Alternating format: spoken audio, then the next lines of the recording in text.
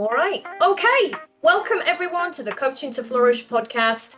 I'm Raj Anderson, founder and CEO of Coachability, Master Coach, and I'm also the co-host of this podcast today. And I'm here with John Andrew Williams. John, would you like to say a little bit before I introduce our guest? No, I'm just happy to be here. Thanks, Raj. Thank you, John. So we're really excited. We have our guest today, Justin Tidmarsh. And Justin is a strategic advisor. He's an ICF accredited coach, the founder of Within Consultancy. And we know Justin has more than 20 years experience in customer loyalty and consumer brands such as Nike, Best Buy, and Starbucks. So welcome, Justin. We are excited to hear a little bit about your journey and any expertise and guidance you can share with the audience. Thank you. I am so excited to be here. I really appreciate it. I think as a proud alum of level one, the coach training EDU essentials, I'm now in level two and just loving it, loving it. So I'm really excited for the conversation today. So, just to kick us off a bit, Justin, can you share just a brief background on kind of what has led you to this point in your journey as an advisor and as a coach? Yeah, so so often we sometimes have this vision of where we might end up, but the path becomes an amazing adventure. Early on in my career, I I knew at some point I wanted to bring insight to other organizations, especially from the marketing strategy space. And I was inspired by starting out at Target and kind of this deep understanding of who the customer is, who the brand is. But I knew that I wanted to understand a variety of consumer needs because there's one particular consumer need at Target, which is, build the basket, high frequency of purchase. But that's very different than the consumer need at like a Best Buy or a Starbucks or Nike or others. And I knew at some point in my career I would be in a space of bringing that expertise and diverse kind of understanding of the consumer landscape to help build brands and to help grow leaders. And what that looked like, I had no idea 25 years ago, but over the last 2 years, I've stepped into building this new business and this new endeavor, and it's been a great journey for me. I'm really enjoying the pivot from corporate life to now advising. So when you look at marketing, marketing to me feels like this mysterious box, right? This mysterious unknown. You have somehow the understanding, the consumer, having the magic words, things like this. And yet I also have done my fair share of marketing work with marketing professionals, jumped into the space. Uh, if you were a new coach right now, starting out, what would be your advice to coaches in the like, what is the proper perspective to deal with marketing? I guess is my answer. From the perspective of someone new to coaching, starting their own business, things like that. And then I want to get into some of your other ideas around this. Yeah, totally. So I love the marketing feels like a black box, this magic box. I hear that often, and there's especially in the corporate space of what does marketing actually do? Do I need marketing? What does it do? At the end of the day, it's quite as simple as how do we connect what we're offering to the user, the consumer, the audience, and tell them about it. So at the end of the day, it's just how do we tell them about it? How do we convince them that what we have is worth value to them? And it starts with being really clear about your brand, your purpose, and what differentiates you. And one of the things that I spent a lot of time on in corporate marketing, but now do a lot with individuals and kind of the whole process I went through when I was building my own brand is really just four key questions. One, who do I serve? Who am I serving? And it's not just everyone, it's not just leaders, but the sharper that I could get on defining who I serve, the better I could be at finding that consumer. The next is what impact do I have? So who do I serve and what is the impact that I have? than what do I do and how do I do it? And over, working through those four key questions, whether you're a brand, whether you're an entrepreneur, really defining those gets sharper at then how do you start to develop a brand and a way to differentiate how you go to market. And so it's a similar process. And for me, when I came up with within, it was quite as simple as I believed that whether it's in organizations or the individual themselves, there is so much creativity that exists and so much rich intelligence that exists inside the organization, inside the individual. But so often we don't see it. And we need a partner to walk along with us. We need a partner to be there with us to unlock what we hold inside. And so again, whether that's an organization or a brand or a coach building their own business, that's kind of the journey I went on. That is very good because I want to take this journey with you. So what do I have within that you can unlock? You know what I mean? Like that's seriously, that's the question. Like that is a huge question that I feel like is it's a big one. And that feels to me mysterious. And is that a mysterious process? Because it probably isn't, but yet it feels like, how do I know? You know what I mean? Like what's the measurability of it? Like, yeah, that's where I want to go. That's where my mind goes to. Yeah, and I had to spend, when I was going through this exploration, really, really sit with how do I authentically show up with clarity for within and myself while I wanted to really hold two things to be true and bring two things to the market. One, advisory and consultancy from like my deep time in branding and marketing, and two, as a coach. Because to really live authentically in either of those pockets, one is advising and telling, and one is helping unlock. And so it's like, how do I sit in both of these at the same time? And I really found a way to pair them nicely. Yeah, what's the way? That's the way. So the way that I work with organizations is I really focus on coming in, doing assessments, not just from a functional standpoint, but really what are the skills that the leader needs as well. And so it's this idea of sustainable growth is two parts. One, me coming in and help kind of navigate, solve some problems, advisory, expertise, but then partner with the organization to develop a sustainable path to maintain that. And that's really where the coaching often comes in, is how does the leader show up authentically to their organization to maintain and sustain what we've built together? Wow. Yeah, that makes sense. Totally makes sense. Justin, I'm curious about brand. So, at Coachability, we run a lot of leadership programs. We're working with executives. I have a program called Lead In, Leadership from Inside Out. So I'm very curious about this human-centered approach. Yeah, what would you say is the difference between kind of corporate consumer brand and a leader or a coach working on their personal brand?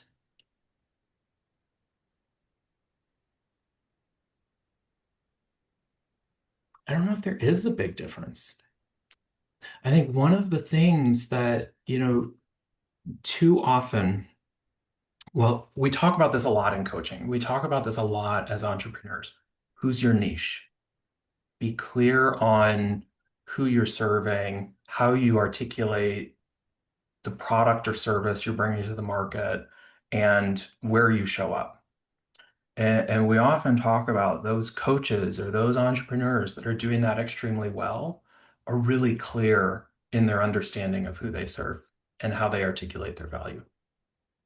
And if Mm. you peel it back to that, like as simple as that, the same holds true with big brands. I mean, the same holds true at a brand like Nike. I think too often we say, well, Nike serves all sports, all consumers, all countries. It's different. It's really not. It's being clear on who is your consumer. not just from a demographic or a sport or category, but like the psychographics. What is it that a consumer comes to Nike for? What is it that the brand stands for? And then how do we show up in different ways? And brands they often make missteps. And sometimes they, like, let's just say, recently Nike had a sign in Boston at the Boston Marathon. Um, Runners welcome, walkers tolerated. Now, that is on brand for Nike. It's very controversial point of view, but it's on brand for Nike. The challenge is Nike needs to grow broadly and appeal to a diverse set of consumers. So they're trying to figure out, how do I appeal broadly while also staying niche, or not even staying niche, but staying focused. Coaches, and so the flip side is a similar challenge. How do I stay niche when I don't want to leave revenue on the table? So I love the question. I think while there's complexities in big global multinational multi-channel brands, when you peel it back, it's a very similar challenge to solve. Yeah, that makes total sense. I mean, I feel like a lot of coaches, because they're solopreneurs, I mean, you can only coach maybe 40 people at one time. Like that's your max. So can you find a sharp enough lens that has, let's say, 80 people within it, kind of thing? But it's scary, right? It's like it's Totally. scary to say, well, if I only focus on serving men who are on the verge of burnout, let's just say that that's my Mhm. target. What about what about women? They're likely willing to pay. What about, like, and you start saying, well, am I leaving money on the table? The exact same thing happens in large organizations where they're trying to define a target and saying, well, if I only serve this target, am I leaving money on the table? I think the answer is no. The answer is no. I The answer is show no. up with a Yeah. strong perspective. I know the product I Yeah. need to build. I know the messaging. And you know what? I don't just serve that consumer. There is a halo effect beyond that, but I also show up with such a strong perspective that people know why to come to me. Yeah. I found that, like, so a lot of coaches, what they'll do is they'll like focus in. So I worked, high school students. I started out there, right? And then got really good at working with high school students. And then there was a parent of a student I was working with who owned a construction company. And he said, look, you're talking about the same kind of leadership things that I was going to pay this other consultant 15,000 to come in and do these things. What's your rate for 2 days? And I told him my rate, and he's thinking, this is, a fraction of that, but come on in, so I go in there and here I am, a high school teacher leading this executive workshop with this construction team. It wasn't great. I had to say, I wasn't good, but it did lead to the first check I got, which is, with four figures on it. And I thought, at the time, like, wow, no way. Like, what is Totally. happening? And so I think what happens is that people, when they assume you're an expert in one thing, like the halo effect, they assume you're experts in all these other things. But what I also found is that when I was working with students, I became a universal expert in motivation. Mm, And that was fascinating, is that I feel like there's both a specific understanding and then a universal thing. And for Nike, the universal, like what is their universal brand? I think it would be excellence. It's victory. It's Nikkei. It's the struggle and the effort to get across the finish line and the identification with that. Um, yeah, I mean, that's the almost like universal specialty. So I mean, and so I think I think that's the thing that coaches don't understand when they try to pick a small specialty. They feel like they're excluding all this other stuff, but what they're really doing is they're investing in one specific universal slice of experience. and what that slice looks like and how we define it can evolve over time. Like, even just your example, Yeah. like shifting from I serve students to now I serve with motivation. I bring motivation. Like, that's a shift in focus. It doesn't mean you have to expand the aperture. And so as we learn and grow, and I think that's one of the most exciting things that I've realized, shifting from the corporate world into coaching and entrepreneurship, is I can constantly stay focused on what is my anchor, but evolve it and play and experiment in different spaces. That's so cool. All right, Raj, what do you got? What do Well, you I'm think? listening to both of you, and I'm reflecting on brand, what it means. Conversations I have with entrepreneurs and leaders regularly. It was interesting. We're talking here about. I know you say Nike in the US. I would say Nike. And I think about I think about their tagline, "Just do it." Yes. And I use "Just be it" in my programs when I'm talking to people. I'm like, well, how do we just be it? And if I think about this broader conversation, that personal brand in particular, not just personal brand, you'll know better than I, but brand isn't what we say it is it? It's what others say our brand is. So if we're thinking of it from that perspective, what is the then connection between um, values and mission and brand? I'm a big believer in developing your own purpose statement. And so whether that it doesn't always have to be something that you say or something that's not a tagline. And it evolves. Like one of the things that I tell myself and others is it doesn't have to stay static. It doesn't define you forever. It can evolve. But do you have this sense of or this ability to articulate your why, essentially? And so mine, as I've been evolving it over the last 10 years, kind of the current statement is to inspire transformation by coaching others to achieve their full potential. And so for me, like, I've never really say that to my team. It's not like when I move into a new part of the organization, I put it on a slide and say, this is me. But 10 years ago, like, that's just the way that I wanted to show up. And so staying focused and anchored on that, like, did I know that when I wrote by coaching others, I would be a coach, big C? Like, no, I didn't. But it was this idea that I help people grow and develop because in being their supporter, they're going to drive transformation.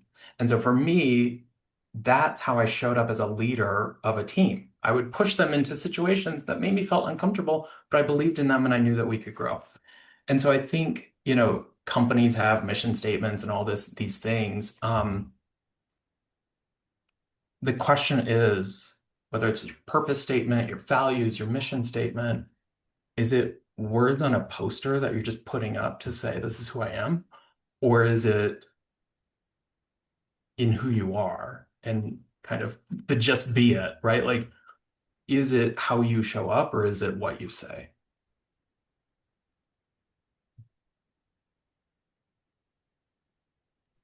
Trying to be respectful of my partner John because he's got loads of questions and I've got loads of questions. John, you go for it, please. I mean, what I want to do is I was like, Justin, do me. Like, you know what I mean? Like, do what's like, I mean, I always, this is true. When someone who says, oh, I'm an expert in marketing, and then they choose your program, right, Mm, over the myriad of other programs out there, which is choosing our program, clearly the best choice, but good, right? Yay. But marketers do this, right? I'm always curious, what's the marketing of CTE to you? Why us? And that's what I'm genuinely most curious about. And so, and then because I have a lot of ideas on this, I also have ideas on how me as a human shows up and what I know to be authentic, true about myself, and how I feel like that spills out into the world. But I'm also kind of curious about how, like, what that looks like in mm. all in the space.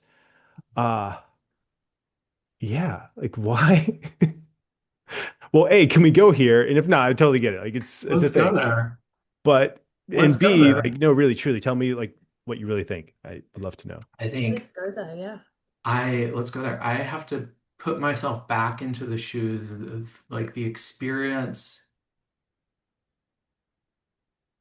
of learning about the program for the first time versus where I am today. And as no, actually, I'm going to sit in both of those spaces where I am today because I, just said, yes, let's go into level two class because there are many of the same reasons I chose to come to the level. First is authenticity. There's something about the brand that shows up, and it's in the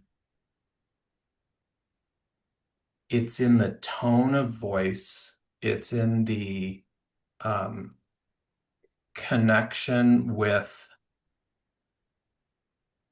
everyone through the discovery process, the enrollment team, everyone. There's this level of authenticity and curiosity about what am I looking to achieve and what does CTEDU offer? At its core, there was that I didn't see everywhere else, right? Like there's a million Mhm. different programs out there, but there's something about the authenticity, the realism that just connected with me. The second is, I think um,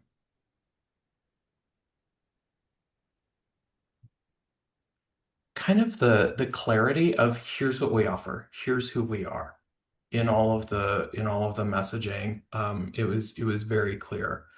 And then I think the third is the human connection. And I think there was some aspect of that that started to come through. I mean, I even think that could be dialed up so much more is there's such a powerful value that all of the educators bring, that all the connection, that the cohorts themselves gets unlocked. So it's like authenticity, crisp clarity of who you serve, and then the human connection. Yeah, Just thank you. thinking off the Appreciate cuff that. here. Yeah, yeah, no, no, I appreciate that. And just get like just to they talk about mission and vision statements and things like this. It's about a year and a half ago now that we took a pretty deep dive in and we looked at really declaring that for ourselves as an organization and a company. And a lot of that's attributed to Brittany, who's, she's just doing amazing work on the back end. Yes. And it was this idea of, elite athletes, they choose aspirational goals. They choose these big, audacious goals. And I was talking to Brittany, we were just batting around ideas. I said, well, what if we really took on the goal of being the best life coaching school on the planet? Like for real. Like that is what we are actively trying to do. And the the clarity of that has helped so much. It's something that Brittany and I we will reference maybe once a month out loud and say, all right, what would we if we really were truly stepping into this, what would that be? How does that and it matters. I mean, it had we've made decisions based on that, this thing.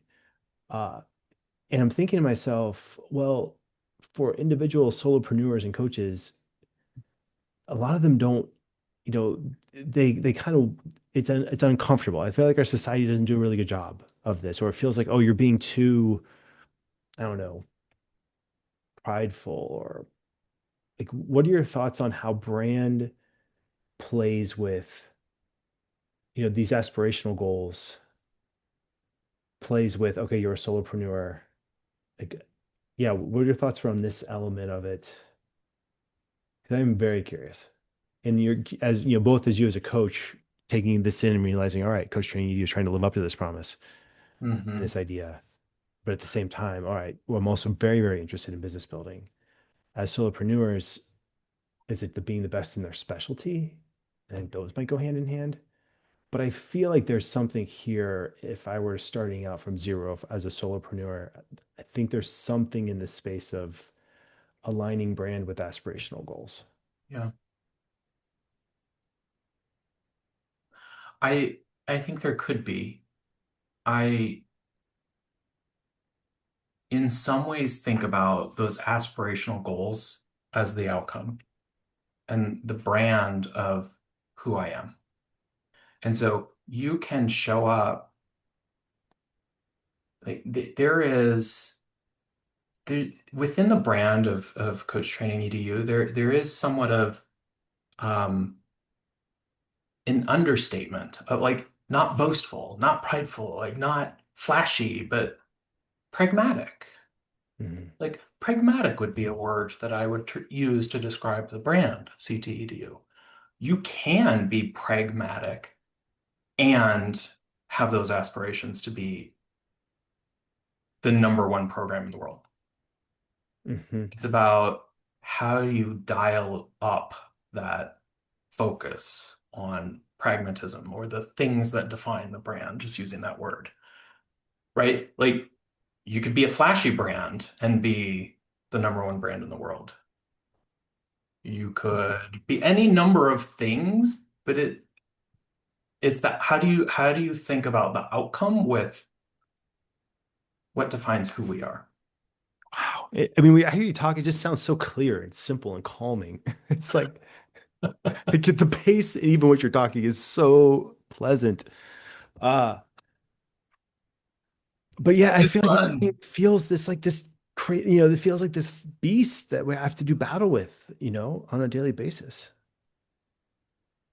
When do you know you're done, Mark? When do you know you're done, or when do you know you have, like, is there a measurement that you know, yeah, we nailed it. This is it. Depends on what your goal is. Mhm. It depends on what your goal is. Are you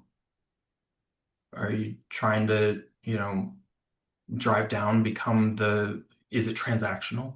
Is it that I want to, optimize my enrollments down to the lowest cost and am I trying to become the most recognized brand?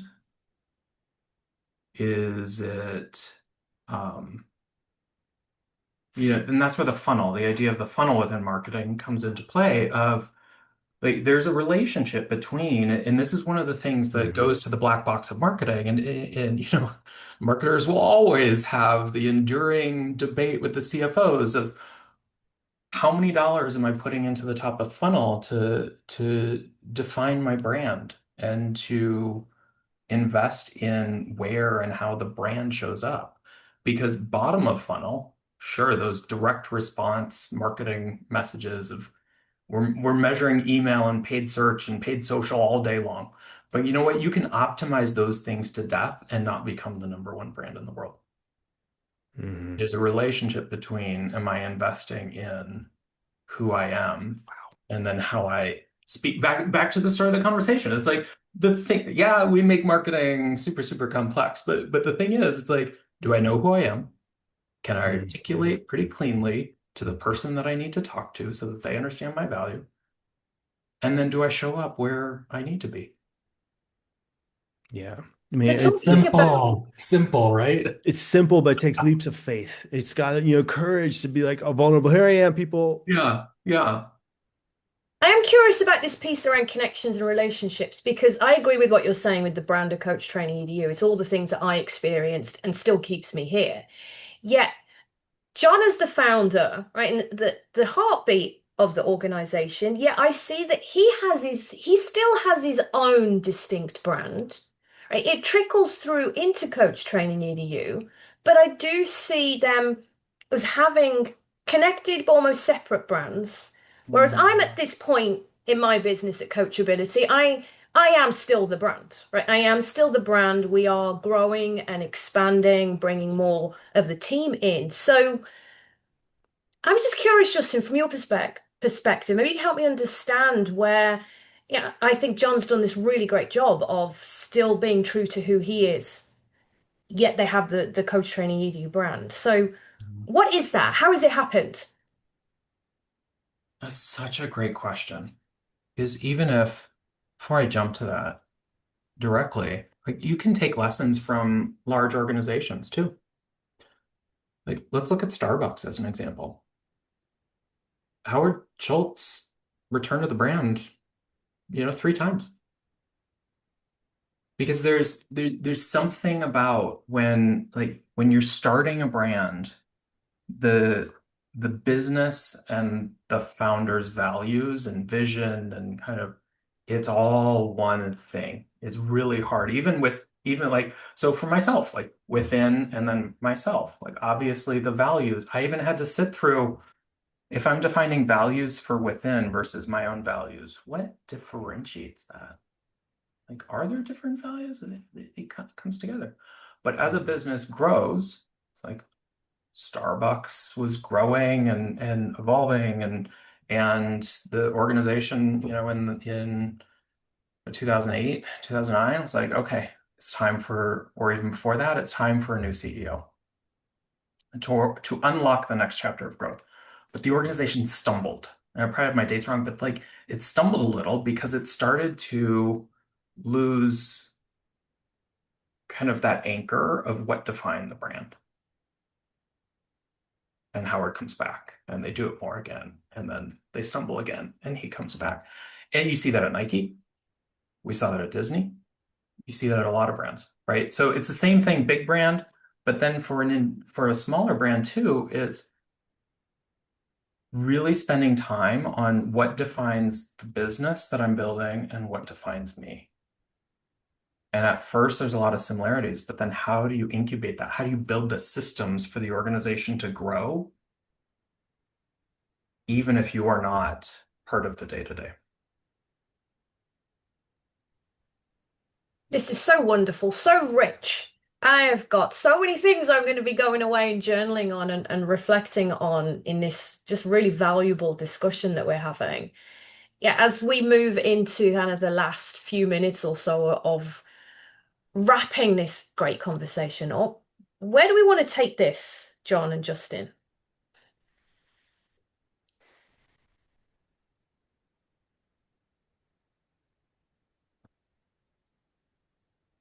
I just have more questions. I don't I know you do. I know. know. All right, Justin. Uh, what I I mean, I think 80% of a business is marketing. I really do. Because if you're marketing well, you're going to get customers, you're going to get sales, you keep the doors open. And but it's also one of the it's I think it's one of the things that most people when they get into coaching, they have these helping hearts and they're uncomfortable asking for money. They're uncomfortable saying, Yeah. you know what I mean? What are your thoughts on that?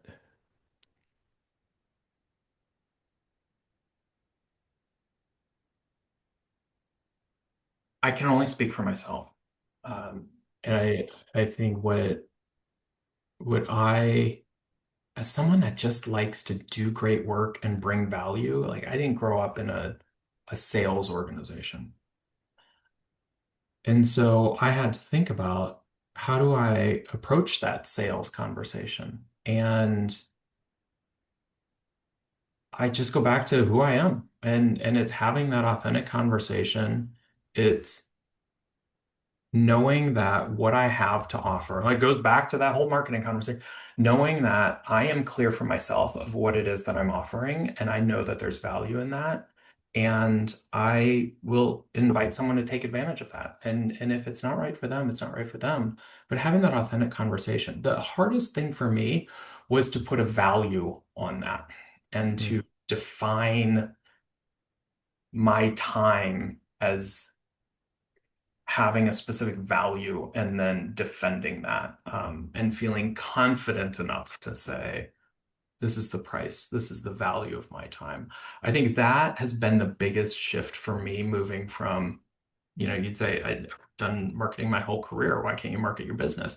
It's so different when you're like, I can talk about shoes and sweaters and, TVs all day long and market that and the features and the benefits and convince people to buy them. But when it's me, it's just more personal. It's different. it hits different. What was the insight or where are you at in that journey? I, Are you comfortable with it?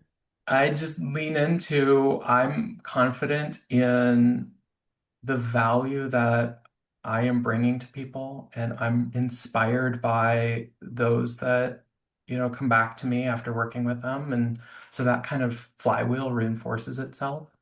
Um,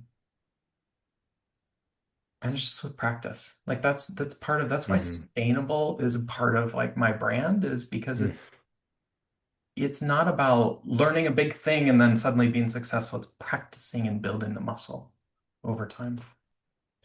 Yeah, I think I mean, from an entrepreneurial standpoint, it's reps over getting it right. And, how many reps can you do? Yeah. Uh, Yeah. is more valuable than getting it That's right the my first like time. my comment on that. So I started like my journey in coaching actually started as personal training and fitness coaching. And so um I like to bring this into other conversations as well. But when you're trying to increase your strength, so often, especially guys in the room, like walk up to the bar, throw some more weight on, I got it. Because the ego hits. But what you need to focus on is my form correct? Once your form is correct, am I increasing my range? So let's say you squat, but you've got a good form, you're still going to get amazing benefit. But once you can go deeper or increase your range, you're getting even more benefit. And then you start adding resistance and you're getting even more benefit. It starts to compound. But if you jump straight to the bar and you've got bad form and poor range, you're never going to grow. That's true. I mean, I think a lot of people, I mean, just to put it like the metaphor extended to business is people go and they build a website, right? And they before they've even done their ideal client profiles or any of their homework, and then now they have a website that's uninformed and they wonder why it doesn't work. And then they build another website, but then eventually they work with some clients, and then they take those insights and then they move them into the website. So it's only maybe let's say rep 4 or 5, right? So they got there, it took 5 reps. Or do you do your ideal client profiles, you do your homework, and then you get there in rep 2 or 3, Right. you know? Uh, right? Totally. Totally. Exactly. Like it builds. That's the whole mindset of, you might want to jump straight to let's build the whole website, the marketing materials, all the things. But if you're saying the wrong thing to the wrong person, then Yeah. Management branding works the same way. Like, do I get it right the first time? I yeah. don't know. And there is an aspect of Right. experimenting and trying Mhm. new things um and doing research and insights that will help. Yeah. And sometimes you just have to experiment, don't you? I think I've Yeah. shared this before. I've rebranded a number of times before I landed on coachability and played around and experimented. And, one point it was just Raj Anderson. I had Anderson Way. I had a non-profit organization. I had a brand moniker. I was known as a savvy strategist, and we came kind of full circle round to where this, after playing and practicing and failing miserably, and that's okay. I like to say there's no failure, there's only feedback. Kind of figure it out as well, don't you, along the way? This has been a really valuable, incredible conversation. Thank you both, John and Justin. Justin, any final words of wisdom as we wrap up our podcast for today? I mean, just everything we talked about. And I loved the conversation. So thank you. It's, you know, be clear on and confident in who you serve and the value you bring and experiment.